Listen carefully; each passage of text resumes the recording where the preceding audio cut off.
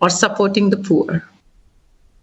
Let us focus on spreading love and truth rather than allowing negativity to divide us. Jesus built our lives through his death and resurrection. Let us follow his example, dedicating ourselves to building lives and with love, forgiveness, and faith, not hate. I request your cooperation during this investigation. Government was quick to order complete investigation, and we are gratefully thankful. We believe in the government investigation, and I urge, please do not disturb the religious harmony, as my husband Praveen never intended to disturb the communal harmony in the society. Praise the Lord. Right, అది Jessica పగడాల, ప్రవీణ్ పగడాల భార్య Jessica పగడాల కొద్దిసేపటి క్రితం మాట్లాడిన నేపథ్యంలో కొన్ని కీలకమైన అంశాలను ప్రస్తావించారు. మరీ ముఖ్యంగా let us forgive as Jesus forgive అంటూ కూడా, లెట్ us forgive, మనం క్షమిద్దామంటూ కూడా చెప్పుకొచ్చారు. సో ఈ వ్యాఖ్యలు ప్రస్తుతం ఆసక్తికరంగా మారుతున్నాయి. అంటే let us forgive as Jesus forgive అంటూ చెప్పడం, లెట్ us forgive అంటే ఎవరిని క్షమించినట్టు, ఎవరికి సంబంధించి క్షమాపణకి సంబంధించి ఏం జరుగుతుందో తెలుసుకునే ప్రయత్నం చేద్దాం. మా ప్రతినిధి కృష్ణమోహన్ అప్డేట్స్ అందించేందుకు సిద్ధంగా ఉన్నారు. కృష్ణమోహన్, క్షమాపణ విషయంలో ఎవరిని క్షమిస్తున్నట్టుగా భావించాలి ఇక్కడ? ఒకటి సత్యన్న, ఈ సబ్జెక్ట్ లో ఒకటి చాలా విషయాలు అయితే కొంత తెర మీదకి వస్తున్నాయి. అయితే తన సతీమణి ఆమె మాట్లాడుతూ మాత్రం కొన్ని విషయాలు అయితే ఓపెన్ గా చెప్పింది. జరిగిన సంఘటన ఏదో జరిగింది, కాకపోతే దీన్ని దేవుడు కూడా కొన్ని ఫర్వర్డ్ చేస్తాడు. అంటే ఈ ఫర్గాట్నెస్ లో తన భర్త చేసిన విజువల్స్ గురించి మాట్లాడుతుందా, లేదు ఫర్దర్ గా జరిగిన ఇన్వెస్టిగేషన్ గురించా, లేదు క్రైస్తవ సోదరులందరూ కూడా రోడ్డు మీదకి వచ్చి చేస్తున్న ఇన్ఫర్మేషన్ ఇవన్నిటి మీద కొంత ఏదైనా ఉంటే కొంచెం జాగ్రత్తగా చూసుకోవాలని. అయితే ఒకటి తను మాత్రం ఎక్కడ ఒకటి రైట్ ఒకటి తప్పుగా మాత్రం ఎక్కడా మాట్లాడలేదు. చాలా క్లియర్ గా ఆమె ఒకటే చెప్తుంది, జరిగిన ఇన్వెస్టిగేషన్ జరిగిన వ్యవహారంలో ఖచ్చితంగా ఇన్వెస్టిగేషన్ అయితే జరుగుతోంది, ప్రాపర్ గా హ్యాండిల్ కానివ్వండి. ఈ లోపల కొంత సోషల్ మీడియాలో కావచ్చు, లేకపోతే యూట్యూబర్స్ మీద కావచ్చు, కొంత వీళ్ళు సొంత ఇన్వెస్టిగేషన్ చేస్తున్నారు, దాన్ని ఆపండి అని మాత్రం మేము కోరారు. అది చాలా క్లియర్ గా చెప్పారు. ఆ విషయంలో వేరే ఆలోచన ఏం లేదు. బట్ ఇంకొకటి ఏంటంటే, ఎక్కడైనా జరిగిన పొరపాటు అని అనుకుంటే, అది పొరపాటు అంటే తన భర్త పొరపాటు చేసిరని కాదు, ఇంకొకటి పొరపాటు చేసిరని కాదు. కాకపోతే ఈ మధ్య కాలంలో 7-8 రోజులు మధ్యలో జరిగిన కొంత ఈ డిస్కషన్ లో మొత్తం కూడా ఆంధ్రప్రదేశ్ లో కొంత ఉద్రిక్తత వాతావరణంలో చోటు చేసుకున్నాయి.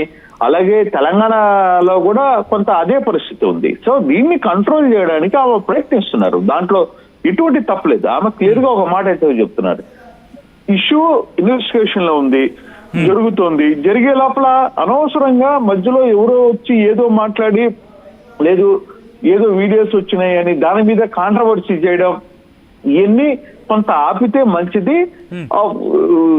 జీసస్ కూడా కొన్ని విషయాల్లో శాంతియుతంగా ఉండాలనేది చెప్తారు కాబట్టి నేను అది నమ్ముతాను, కాబట్టి నా భర్త కూడా అదే నమ్ముతాడు, కాబట్టి నేను ఆ విషయం మీదనే కొంత మాట్లాడుతున్నాను చెబితే వేరే విషయాలు వద్దు అనేది చాలా క్లియర్ గా ఆమె చెప్పింది. తన సహోదరుడు కూడా క్లియర్ గా చెప్పాడు. ఆయన కూడా మాట చెప్తున్నాడు, ఈ ఇష్యూస్ లో మీరు అనవసరమైన ఇష్యూస్ లేకపోవద్దు, లేకపోతే సబ్జెక్ట్ మాట్లాడొద్దు, ఎవరి పార్టీకి వాళ్ళు తమకు నచ్చిన ఈ డైలాగ్స్ అన్ని మాట్లాడొద్దు, సోషల్ మీడియాలో బ్లాకర్స్ లో లేకపోతే డిజిటల్ మీడియాలో వివిధ రకాల కథనాలు వస్తున్నాయి కదా, అవన్నీ కూడా మీరు ఎందుకు మాట్లాడొద్దు అనేది ఒక సబ్జెక్టు సత్యంగా. అంటే జరిగిన పోలీసు ఏమి అఫీషియల్ గా చెప్తుందో దాని మీద ఉండండి అనేది చాలా క్లియర్ గా.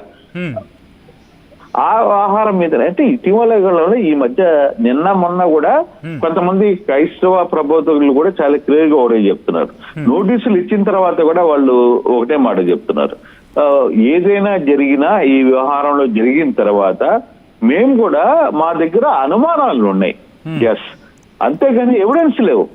ఈవెన్ ఈ రోజు కూడా ఆర్టీవీతో పాల్ కూడా మాట్లాడుతూ ఒకటే మాట చెప్పారు, నా దగ్గర ఎవిడెన్స్ ఉంది, అంటే నా దగ్గర ఎవిడెన్స్ లేదు, నా దగ్గర ఆరోపణలు ఉన్నాయి, కొంత సమాచారం నాకు వస్తున్న దానికి ఈ అనుమానాలు ఉన్నాయి, దాన్ని ప్రూవ్ చేయాల్సింది పోలీసులు. బట్ అది పోలీసులు ఈ రోజు చేస్తారా, రేపు చేస్తారా, చేసినప్పుడు నేను డెఫినెట్ గా దాన్ని ఒబే చేసే అవకాశం ఉంటుంది అనేది ఆయన ఆలోచన.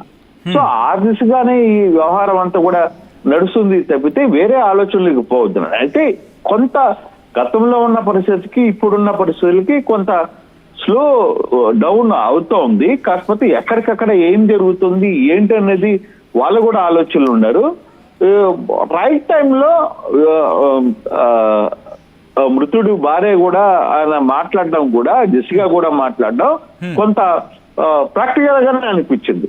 ఎందుకంటే మీరు అనవసరంగా వేరే ఇష్యూస్ పోవద్దు, లేకపోతే అంటే బేసిక్ గా చాలా సోషల్ మీడియాలో కావచ్చు, లేకపోతే బ్లాగర్స్ కావచ్చు, కొంత నెట్ లో కావచ్చు, వీటిల్లో చాలా మంది 100 రకాలుగా ఎవడికి నచ్చింది, లేకపోతే వాడికి ఎవడికి ఆలోచన వస్తే వాడు పాటికి వాడు మాట్లాడే పరిస్థితికి వెళ్ళిపోయాడు. సో దాన్ని కంట్రోల్ చేయడం మంచిది అనేది కొంత ఆలోచన అయితే చాలా స్పష్టంగా ఆమె చెప్పింది కాబట్టి, సో ఆలోచన అది కూడా రైటే కదా. వాస్తవంగా ఆమె ఏం చెప్తుంది, ఏం జరిగిందో వాళ్ళు చెప్తారు కదా, మీకేంటి ప్రాబ్లం, మనం ఎందుకు మధ్యలో ఇన్ని మాట్లాడాలనేది స్వయంగా తన కుటుంబ సభ్యులే, తన సతీమనే మాట్లాడుతున్నప్పుడు దాంట్లో వేరే ఇష్యూస్ రావడం కూడా మంచిది కాదేమో అనేది ఆమె ఓపెన్ గా. అంటే ఇంట్రెస్టింగ్ గా మీరు అన్నట్టుగా బహుశా అంటే ఒకవేళ ఏమైనా అనుమానాలు ఉంటే కనుక జరుగుతున్న ఘటనలకు సంబంధించి ఇటు పోలీసులను సంప్రదించే ప్రయత్నం చేయండి, ఎవిడెన్స్ బేస్గా వెళ్ళే ప్రయత్నం చేయండి, మత సామరస్యంగా వెళ్ళే ప్రయత్నం చేద్దాం, సో దట్ అందరికీ అది మంచిగా ఉంటుంది అనే కోణంలో ఆలోచించాలి. ఇప్పుడు డెఫినెట్ గా అదే గురించి చెప్తుంది కదా, నాకేమీ అనుమానాలు లేవు అంటే ఇన్సైడ్ గా. అంటే ఆమె ఇచ్చిన దాంట్లో కూడా పోలీసుల దాంట్లో మాట్లాడినప్పుడు కూడా ఆమె మొదటి రోజు భర్త చనిపోయినప్పుడు సికింద్రాబాద్ చర్చిలో జరిగినప్పుడు కూడా ఆమె ఎక్కడ కాంట్రవర్సీ మాట్లాడలేదు, చాలా పొలైట్ గా ఒకటే మాట్లాడింది, నా భర్త చనిపోయాడు, నా భర్తకి సపోర్ట్ గా వచ్చిన మీరందరికీ చాలా మంది వచ్చారు, వాళ్ళందరికీ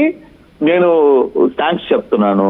అట్ ద సేమ్ టైం దేవుడు ఏం ఆలోచనలు ఇచ్చాడో ఆ ఆలోచన ప్రకారమే నేను కూడా చూసుకుంటాను అంతే అని చెప్పింది. కాబట్టి అంతకంటే తన భర్తని ఎవరో చంపారని గాని, లేకపోతే తన భర్తని నాకు అనుమానాలు ఉన్నాయని గాని ఆ రోజు మాట్లాడలేదు, ఈ రోజు కూడా మాట్లాడలేదుగా. ఇటు జెసికా మాట్లాడలేదు, అట్ ద సేమ్ టైం వాళ్ళ బ్రదర్ అంటే ఇటు ప్రవీణ్ పగడాల సోదరుడు కూడా మాట్లాడిన సందర్భంలో అనలేదు. ఒక్కసారి కృష్ణమూర్తి ఒక్కసారి మీ లైన్